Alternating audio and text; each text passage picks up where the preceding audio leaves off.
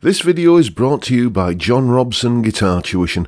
If you enjoy the content, please consider supporting the channel by enrolling on a course, purchasing some guitar lessons or a t-shirt, or you can join my Patreon. Now, on with the show.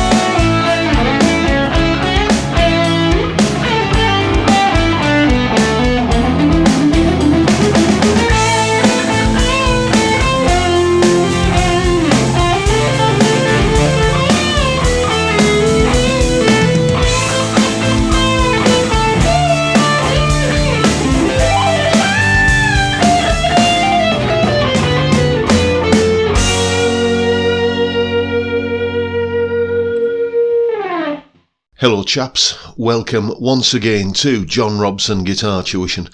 As always, I do hope you're well. Now, one of the most commonplace things that many of my students say to me, the kind of players who are looking to improve their lead guitar abilities, they often tell me that they are stuck in a blues scale or pentatonic rut and they want to know how to be able to branch out from that a little bit more. You know, some more adventurous note choices. And as it happens, the chord sequence that we looked at on Wednesday about, using ugly sounding chords, I believe I called them, various types of diminished and augmented and that kind of thing. Chord sequences like that do provide a nice opportunity to be able to just branch out a little bit and include some more exotic sounding note choices, as you heard me do in the solo there at the top of the video. So I'll tell you what, here is a little bit of a guide to some of the shenanigans I was getting up to in that solo.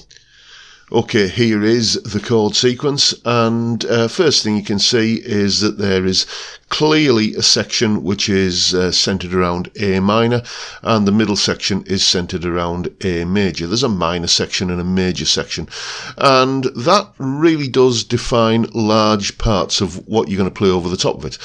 A lot of the solo that I played was based on A minor pentatonic over the minor sections and A major pentatonic over the major section. Let's hear the chord sequence. On the actual solo, I go twice through the first minor section. You can see the repeat symbols in there, but on this demonstration here, I'm just going to go once through it so you can kind of hear the transition from minor to major and back again.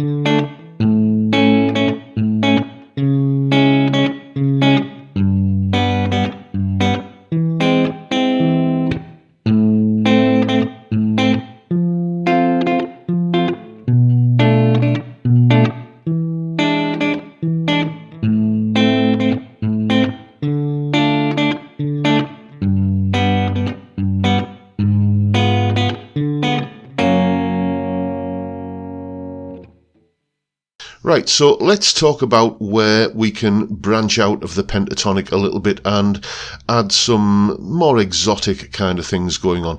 Well, if we look at these chords here in the minor section, they all come from the A harmonic minor scale. Basically, the notes in those chords all come from the A harmonic minor scale. This is how you could play it.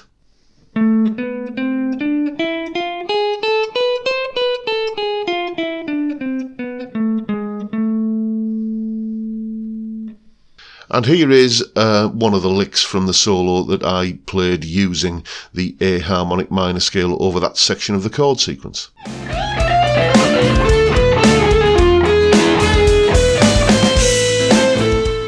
And while we're on the topic of certainly that B minor 7 flat 5 chord, what you may not know is that if you take a look at the notes in that chord, B, D, F and A, that is nothing more than a D minor chord played over the top of a B bass. So what you could do over that chord is just play a D minor pentatonic. Sounds like this. And that diminished 7th chord there, that has another nice little trick up its sleeve. I tell you what, here's how to play it and a little bit of information on the kind of things that you can get up to with that kind of chord.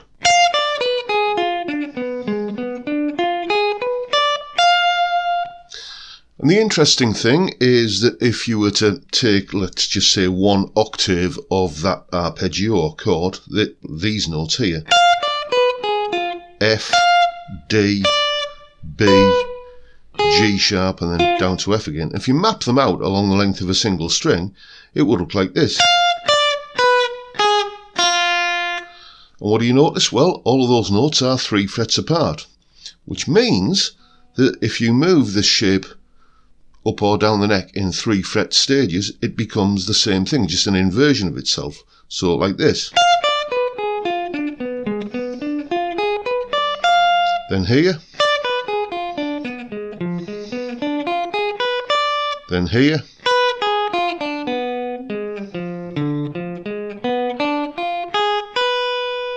so you can essentially repeat that up and down the neck every 3 frets. You only really essentially need 1 shape for this, because you're never going to be more than 3 frets away from whatever diminished arpeggio you want. And as I discussed in the original video on the chord sequence, these diminished arpeggios or chords will always resolve up 1 semitone to either a major chord or a minor chord. So here we are going to a minor chord, a semitone above.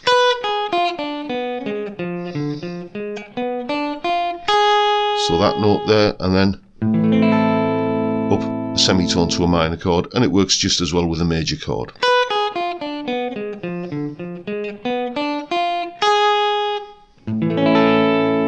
Like that. But that repeating every 3 frets kind of thing comes into play at the end, because if this chord, I'll play it as a chord shape this time, repeats down there 3 frets up, then that will resolve up a semitone as well to either a minor or a major. Which is how come I was able to end the chord sequence on an F sharp major chord. But anytime you've got that kind of chord, diminished 7th chord, there's the arpeggio shape.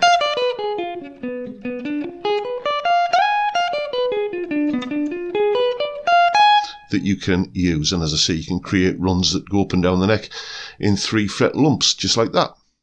And the other point of interest that I'll draw to your attention here is this augmented chord, this E augmented, which takes us back from the major section of the sequence into the minor section. As you can see, it contains the notes of E, G sharp and C, and all of those notes can be found in the E whole tone scale, which goes E, F sharp, G sharp, A sharp, C, D, and then back to E again. It could be played like this.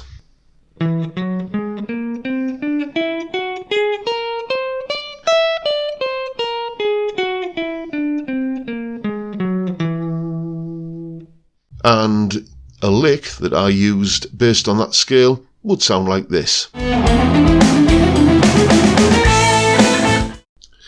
And as usual, there is a full tab for the solo in both Guitar Pro and PDF formats, along with a backing track to play along with, and that clip that you've just seen there of me explaining a few of the things I was doing.